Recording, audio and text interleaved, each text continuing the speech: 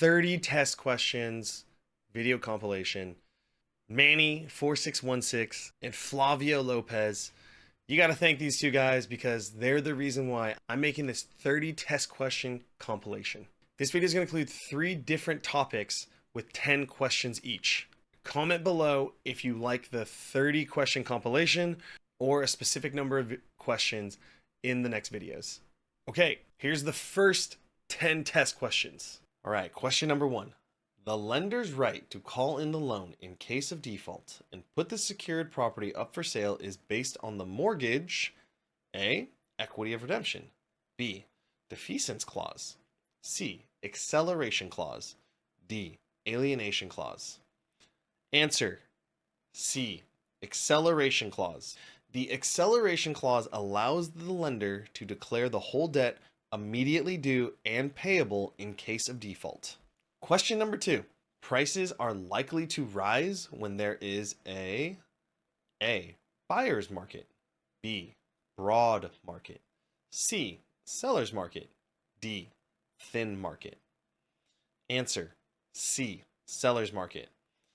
In a seller's market, buyers are competing for less homes on the market and they're likely to offer more for them. Another thing to note about this question is that I've never even heard the term broad market or thin market, so that kind of eliminates half the answers for you. Question number 3. The entity that loses ownership through a deed of trust mortgage foreclosure is the A, mortgagee; B, lender; C, beneficiary; D, mortgager. Answer: D, mortgager. The mortgager, aka the borrower who deeds the property into trust for the mortgage, aka the lender, will lose ownership through foreclosure. Important in this one that you just understand what a mortgagee is, what a lender is, what a beneficiary is, and a mortgager. So make sure you know each definition clearly. Question number 4. While the objective in the cost approach generally is to estimate the value of both land and improvements, the land typically is appraised using the A, gross rent multiplier approach; B, income approach; C, option approach; D, market data approach. The answer is D, market data approach. So land is appraised by comparing the subject property to recent sales of comparable parcels of land, aka the property is using market data to come up with the value. Question number 5. A borrower obtains a $100,000 mortgage at 7.5%. If the monthly payment of $902.77 is credited first to interest and then to principal, what will the balance of the principal, rounded to the nearest dollar, be after the borrower makes the first payment? A, $99,772. B, $99,722. C, $99,097. D, $99,375. Answer is $99,722. Go ahead and figure this one out on your own. No, I'm just kidding. So I'll walk you through how to answer this one. So first, determine the monthly interest. So in this example, that would be $100,000 times 7.5%. Then you go ahead and divide that annual interest amount by 12 for the number of months to get the monthly amount. Then subtract the amount to be applied to principal from the beginning balance to determine the remaining loan amount. So let's walk through this with the actual numbers. Loan amount, $100,000 times 0.075, aka 7.5%, which gives you $7,500. And then you divide that by 12 months to get $625 a month. Next, you have the monthly payment, $902.77, that's given to you. You're going to subtract the $625 from that, which gives you $277.77. Now you take the 100,000 and you subtract 277.77, which gives you the remaining amount of $99,722.23. Okay, question number 6. Lenders across the country are likely to offer a certain type of mortgage plan after an announcement that such mortgages with certain specifications will be purchased by A, the Office of Thrift Supervision, B, HUD, C, the Federal Deposit Insurance Corporation, and D, Fannie Mae. Answer: D, Fannie Mae. Fannie Mae buys large packages of mortgages that meet its specifications, and this has a great influence on the primary mortgage market. So a good rule of thumb here is that if it's related to mortgages being purchased, the answer is likely going to be Fannie Mae or Freddie Mac. We're going to take a quick break from the studying.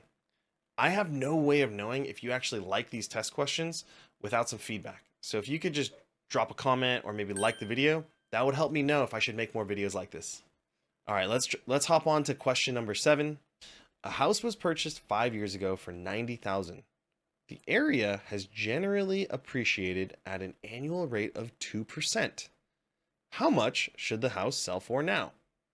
A, $99,000. B, $81,000. C, $100,000. D, $95,000. The answer is A, $99,000. So let's walk through the math here. We're looking at 5 years times 2% a year, which equals 10% appreciation. 100% plus 10% equals 110%, which is what the property is now worth relative to the original purchase price. So from there, you just take 90,000 times 110%, or 90,000 times 1.1, and that will give you the 99,000 current value. Okay, question number 8. If the buyer's agent splits his commission 50-50 with his broker, and the seller's agent receives 60% of his broker's 50% share, how much does the buyer's broker receive if the listing broker's fee is 6% of the $125,000 sales price of the house? Whew, here we go. Math word problems. I thought I was done with these after high school. Guess I was wrong. Okay. Answer A, 3,450. Answer B, 3,750. Answer C, 1,875. Answer D, 7,500. Answer is B. So let's walk through the actual math and how to calculate this. Convert that 6% to a decimal and multiply. So 125,000 is the sales price. Times that by 0.06, you get a $7,500 total commission on sales price. Now you convert that 50% to a decimal and multiply 7,500 times 0.5. So that ends up being 3,750 total buyer's broker share. That buyer's agent should maybe get a new broker if they're splitting 50-50 like that. But that's besides the point. Question number 9. Which clause, if included in a mortgage, allows a lien recorded subsequent in time to have a superior position to the mortgage that was recorded prior in time? A, a superior clause. B, a release clause. C, a subordination clause. D, a cognate clause. Answer: C, subordination clause. So a subordination clause allows a subsequent mortgage to be placed ahead of the existing mortgage and would generally have an escalation clause that would increase the interest rate caused by the increased risk. Question number 10. An apartment rents for $500 a month for the first year and $550 per month the second year. How much total rent will this tenant pay during his 2-year lease? Answer A, $6,600. Answer B, $12,600. Answer C, $6,000. Answer D, $16,200. So let's make sure we know what they're asking. They're asking the total rent that will be paid during the full 2-year lease. So let's walk through the math here. $6,000 for the first year, which is $500 times 12 months. And then for the second year, 6,600 for the second year, right? 550 a month times 12. That adds up to 12,600 for both years.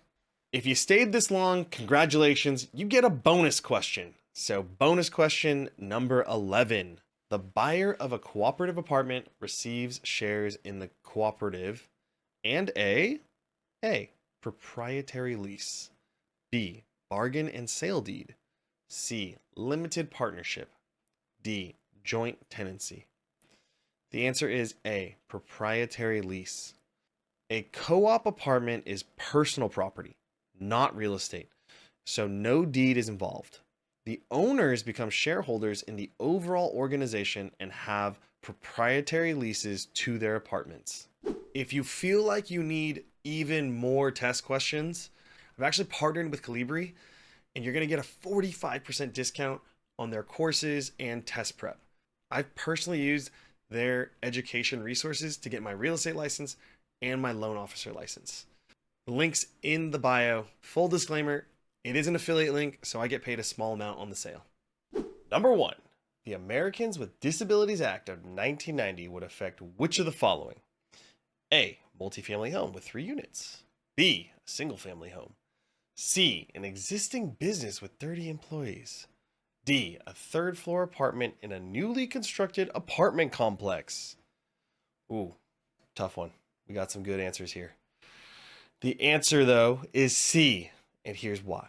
The ADA of 1990 seeks to accommodate those with disabilities by broadening their access to public facilities.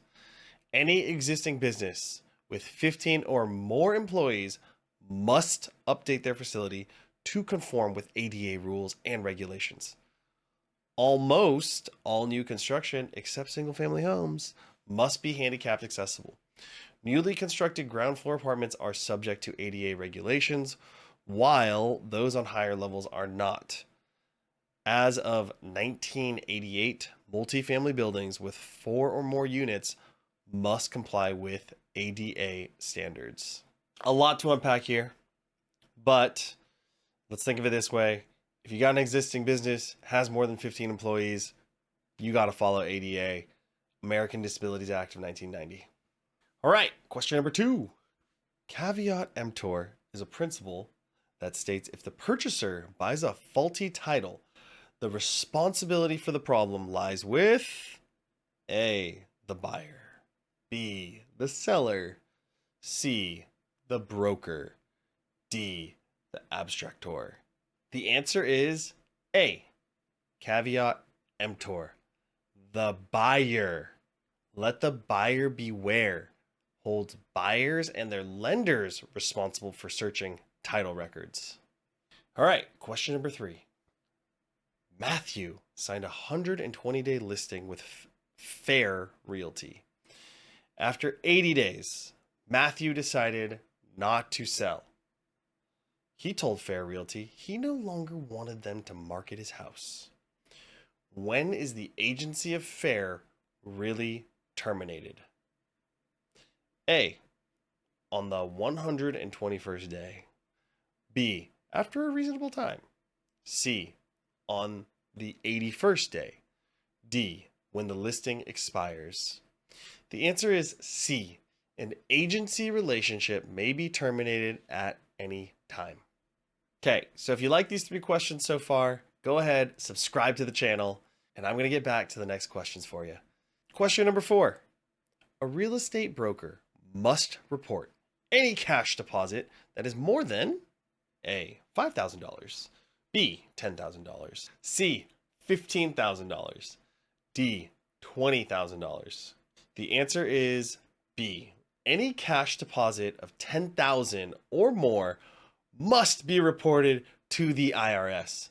The IRS got to know, guys. The IRS has to know. Question number 5. Ryan is an agent working for a broker named Donald, but recently became an agent under another broker named Carla. Ryan had 5 listings he brought to Donald prior to transferring. What happens to those 5 listings? A, the listings transfer to Carla. That'd be good for Carla. B, the listings are terminated. That would be sad. for our friend Ryan. C, the listings would be split between Donald and Carla. Not sure how that would work. D, the listings stay with Donald.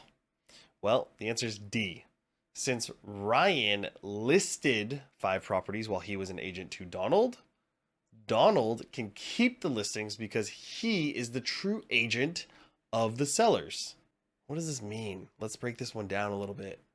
So Ryan is an agent who works for a broker named Donald. And so when a listing agreement is signed, the listing agreement is actually between the seller and the broker, not the agent. So that broker actually has those listings. Okay, so if that makes sense to you, drop a comment and let me know that you understand about the broker agent seller relationship. And if you don't, study up on it. Question number 6.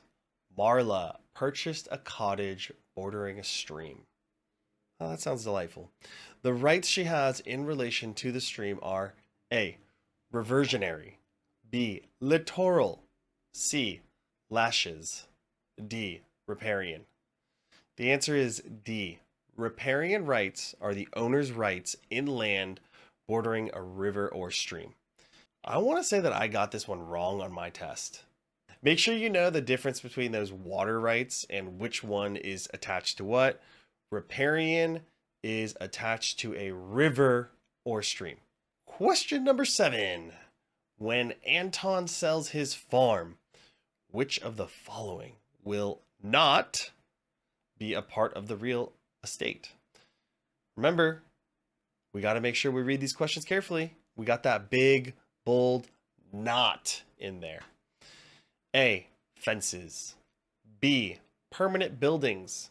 C, farm equipment. D, growing trees. The answer is C, farm equipment. This is considered a trade fixture. Trade fixtures are personal property and not a part of real estate. Question number 8.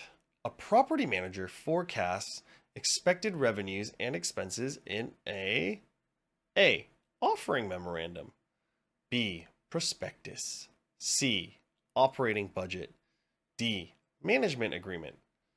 Answer C. A property manager should forecast anticipated revenues and expenses in an operating budget. So this one, to know the answer, you need to make sure you understand the definition of each of those answers. If you just basically understand what an operating budget is, you would know that it forecasts revenue and expenses, right? An offering memorandum is basically when an investor is offering some sort of property, they're going to show you the return. Prospectus, similar idea there. And then a management agreement is obviously just an agreement between two parties. So those don't fit. The answer is C. Let's go. Question number 9. When Floyd and his wife bought a townhome from his wife's parents, they received only a quitclaim deed. This was mostly because A, it's the type of deed often used for in-family transactions. B, Floyd will own the townhouse only during his wife's lifetime. C, Floyd and his wife own as tenants by the entirety. D, a mortgage was involved. All right, this sounds a little confusing. I just read these answers. This sounds a little overwhelming here. So let's break it down. Answer is A, a quitclaim deed, which provides the grantee with the least protection, is commonly used for simple transfers within a family or known parties. Basically, it's just the most common type of deed used for in-family transactions. Answer B, Floyd will only own the townhouse during his wife's lifetime. Like, that's not relevant to the type of deed. That's how you hold title, right? Number C, Floyd and his wife own as tenants by the entirety. Same thing. Once again, they're talking about how they're holding title. And then D, a mortgage was involved. That's like irrelevant. So find the best answer here. Answer's A. Question number 10. Last question. Maybe not. Stay till the end. Find out. The Real Estate Settlement Procedures Act, RESPA, requires that a good faith estimate, a GFE, of a borrower's closing costs be provided to the borrower. A, at the time of loan application or within 3 business days. B, within 48 hours of closing. C, within 3 days of closing. D, at the time of closing. Answer is A. At the time of the loan application or within 3 business days, the lender must provide the borrower with a GFE of the closing costs the borrower is to incur. So make sure you know these little facts about RESPA. This is important. So you thought we were done with 10 questions? If you've been on this channel and you stayed till the end, you know most of these videos you get a bonus question because we want you to pass your real estate exam. So here it is, question number 11, that bonus question. Capitalization of income attributable to real property is best defined as A, cost, B, price, C, present value of a property based upon its future benefits, D, attractiveness and location. The answer is C, capitalization of income can be defined as the present value of future benefits attributable to a property. So you might be wondering, what does that mean? So when they're looking at this capitalization of income, right? They're not looking at just like the cost or the price. They're looking at value. And so how do you kind of determine the value? Well, you're going to look at what can the real estate what's the future benefits of it, right? You're going to look at, they're going to do some modeling and calculations to figure out what its value is based off of future earnings of the property.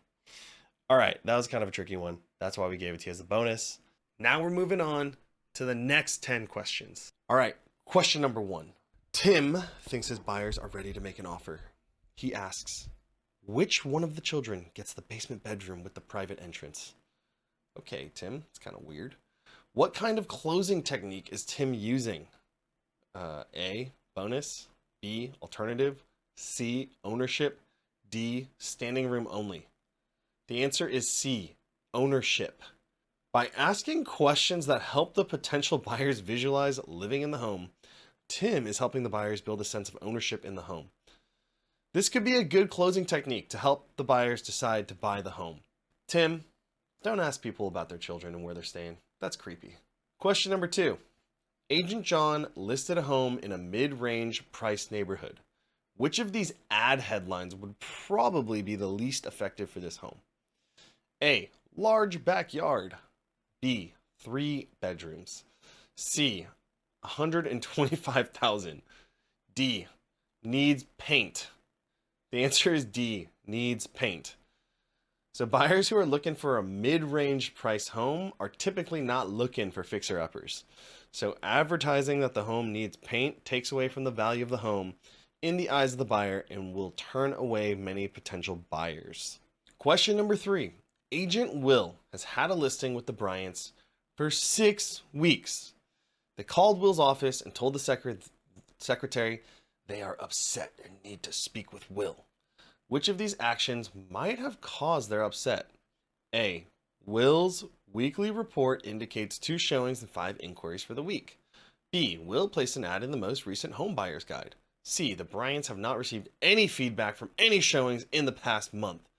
D, Will conducted an agent open house last week that was attended by 25 agents. The answer is C. The Bryants have not received any feedback from showings in the past month. Communication with the client is critical in the relationship, and an agent's lack of communication is one of the biggest complaints clients have. So obviously, these people are trying to sell their home and they can't even get an answer from Will, the listing agent. Like, there's no updates. Of course they're going to be upset. Question number 4. Veteran Bill has applied and been approved for a non-VA guaranteed CalVet loan. Which of the following statements is not true? A, Bill will pay a 3% down payment. B, Bill is purchasing a 6-family apartment building. C, if Bill pays off the loan early, there will be no prepayment penalty. D, there is a loan protection plan included with the loan. Answer B, Bill is purchasing a 6-family apartment building. So keep in mind, this is a question that's asking not true. Make sure when you get these not true ones, you read the question carefully and understand what it's asking. This one, you just got to know a little bit about the CalVet loan, right? CalVet loans are only for single family homes and not for investment properties. So CalVet loan doesn't qualify for apartment buildings. Question number 5. What is one way the Federal Reserve System regulates the money supply? A, printing money. B, buying government bonds. C, regulating reserves of institutions with saving accounts only. D, purchasing loans from primary lenders. Answer is B, buying government bonds. So one way that the Fed stabilizes the economy is by engaging in open market operations, aka, let's try to break that down, moving cash in and out of commercial banks. And how they do that is through buying and selling government bonds. Another note, if you do get a question related to like the Federal Reserve, the Fed regulates reserves for institutions with checking accounts, not savings accounts only. All right, now that we're halfway through the video, let me know in the comments if you like these videos that have 10 questions or if you like the videos that have 50 questions better. Okay, back to the questions. Let's get you to pass your real estate exam on the first try. Question number 6. Paul is filling out the natural hazard disclosure statement. Which of the following conditions is Paul not required to report on this form? A, lead-based paint was used in the home. B, the property is in an area that could flood. C, the home sits on an earthquake fault zone. D, the property is in a state fire responsibility area. The answer is A, lead-based paint was used in the home. Here's why. Floods, earthquakes, and fire responsibility are all covered in the natural hazard disclosure statement. Lead-based paint, however, has its own disclosure and pamphlet that must be provided to buyers. We're really scared of that lead-based paint. It probably messed us up real good. Okay, question number 7. What was the important ruling in Jones v. Mayer? A, sex became a protected class. B, the definition of race was expanded to include ancestry. C, the definition of handicap was expanded to include the use of guide or support animals for deaf and blind individuals. D, discrimination on the basis of race is strictly prohibited, meaning no exceptions whatsoever. Answer is D, discrimination on the basis of race is strictly prohibited, meaning no exceptions whatsoever. So in 1968, the Supreme Court ruled in Jones v. Mayer, there can be no discrimination, and there are no exemptions or exceptions with regard to race. Question number 8.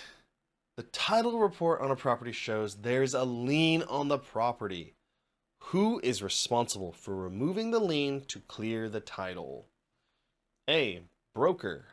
B, title company. C, the buyer. D, the seller. Answer, D, the seller. It's the seller's responsibility to take any action to clear the title in preparation for transfer to a new owner. Yeah, just plain and clear, right? It's the seller's responsibility to make sure that they can sell the property. Question number 9. Agent Pam receives an offer on one of her listings for less than the asking price. Come on, Pam, you could do better. The home has been listed for several months. So Pam does a CMA and determines that the offer is more than reasonable in today's market. Is it, Pam? Is it? However, she believes the sellers will not be willing to accept the offering price. What would be a good approach for Pam to take? A, Pam should tell them to reject the offer so that the buyers will counter back with full price. B, she should advise them to let the offer expire with no action so the buyers will get nervous. C, Pam should recommend that they counter offer with a price halfway between asking and offering. D, she should persuade them to accept the offer. The answer is C. Pam should recommend that they counteroffer with a price halfway between asking and offering price. So this is negotiation 101, all right? Like they lowball, Pam has a list price, try to meet in the middle. This is like a standard negotiating tactic, but to help the sellers accept a reasonable offer that's below listing price, agents can suggest that they split the difference by counter offering with the price halfway between listing price and the reasonable offering price. I don't really love this question because the way it's worded, but this does happen quite a bit in real estate. So there is a lot of countering back and forth. Once you get your license, be ready to go to bat for your clients because this stuff will happen. Question number 10. Make sure you stay till after this question. Which of the following AIDA characteristics is the most critical in the ad? A. Capturing attention. B. Arousing interest. C. Creating desire. D. Prompting action. Answer is A. Capturing attention. Here's why. Interest, desire, and action cannot be obtained if the ad does not first and foremost capture the person's attention. Those hooks are so important, with social media, everything trying to get our attention. You got 3 seconds to get somebody's attention and pay attention. So A is the right answer. You got to get the attention first. Thank you for staying till the end. Because you stayed till the end, I have a little special treat for you. It's a bonus question. Question number 11. Greg grew up and lives in a rural area. He's really comfortable selling that type of property and knows he can work well with clients in that area.